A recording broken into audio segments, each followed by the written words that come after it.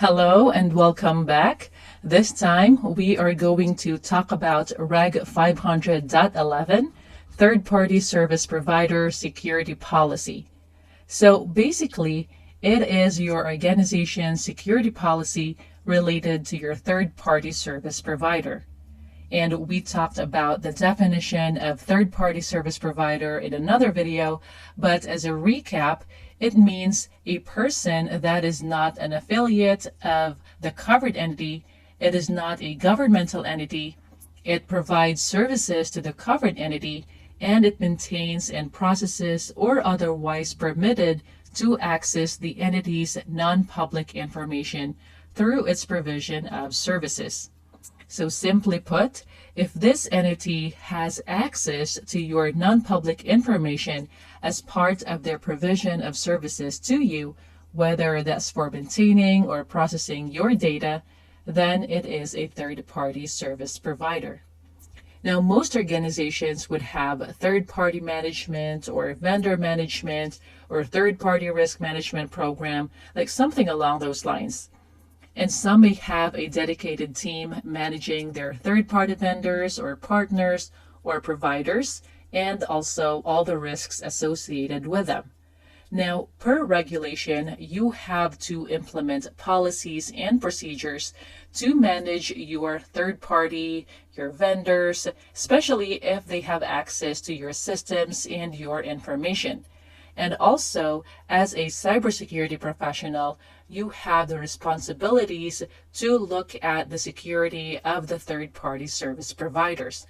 So basically, you have to partner with the personnel who are in charge of your third-party risk management or supply chain management or vendor management, however you call them, because you will help them identify if there are security risks that are being posed by the third party. Now, you have to have written policies and procedures. It doesn't have to be maintained by your team, but somehow you have to make sure that you are partnering with the teams that are in charge of that process. And a lot of times they are part of the enterprise-wide risk management, or they could be part of your legal department, like a sub-team dealing with all the contracts and laws or regulations applicable to your organization.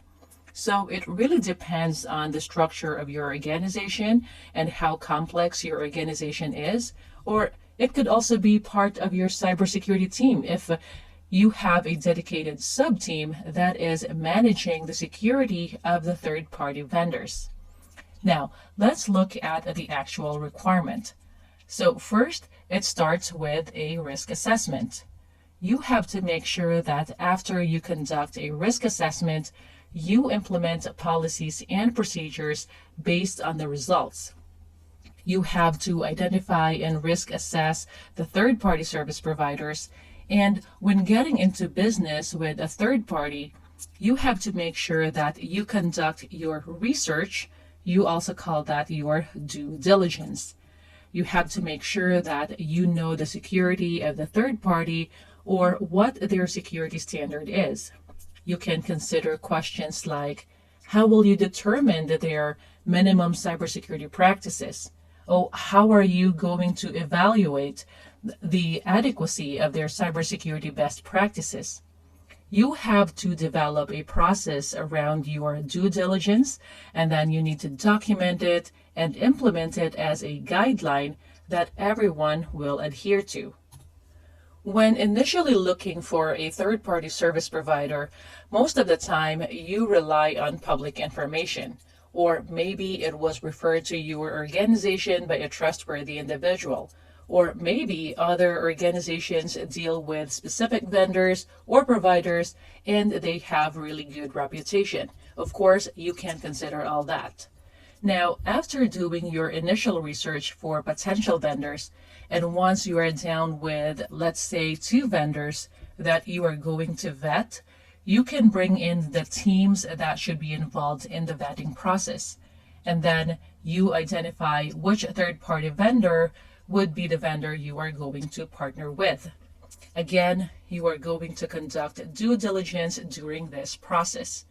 You're going to give them a questionnaire that could include questions to make sure that the vendor is meeting your security standard, like the security standard you would require of the third party, so that you can know for sure that your information systems and your information will be protected.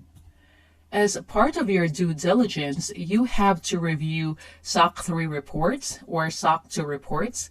And by the way, that is SOC reports.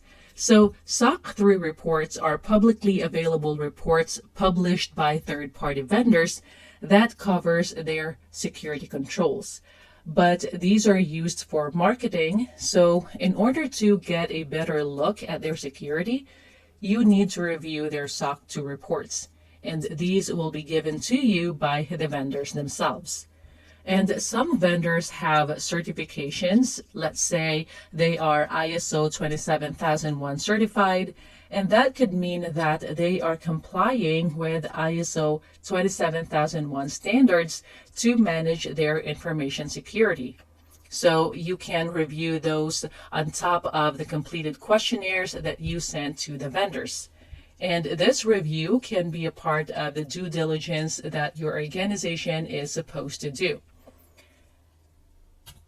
And next, you have to perform periodic assessment of third-party service providers. Now, this will really depend on what tier vendor they are. So a lot of times, organizations would have tier 1 vendors, tier 2 vendors, depending on how critical they are to your organization.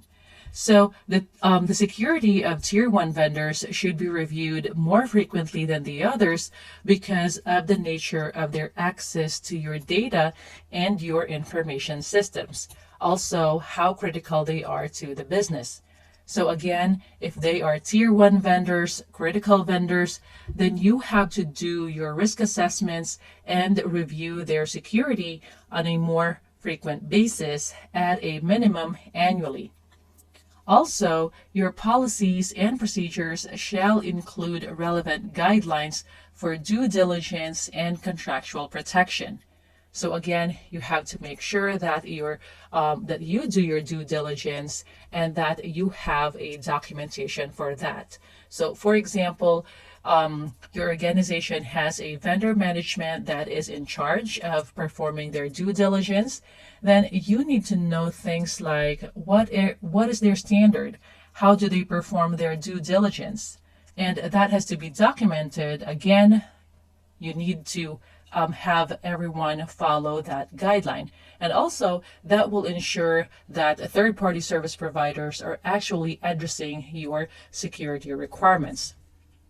Also, your policies and procedures should address third-party service providers, like their policies and also their procedures, like for access controls, including their use of multi-factor authentication that limits access to relevant information and non-public information in your systems. And do they have policies and procedures for encryption? What do they use? Are they using industry standard encryption mechanism? And how do they protect data in transit and data at rest? Like things like that. And what is their notification policy? Do they provide notice to your organization if they have an event impacting you? And again, it depends on how critical they are, but you just got to make sure that you have that covered. Also, do you cover representation and warranties addressing the third-party service providers' cybersecurity policies and procedures that relate to the security of your information and information systems? So a lot of times, third-party vendors do not want they do not want us to audit them. But if you agree that you can audit your third party, then you have to make sure that you include the right to audit clause in the contract. And if they don't like you auditing them, you have to review their SOC 2 reports.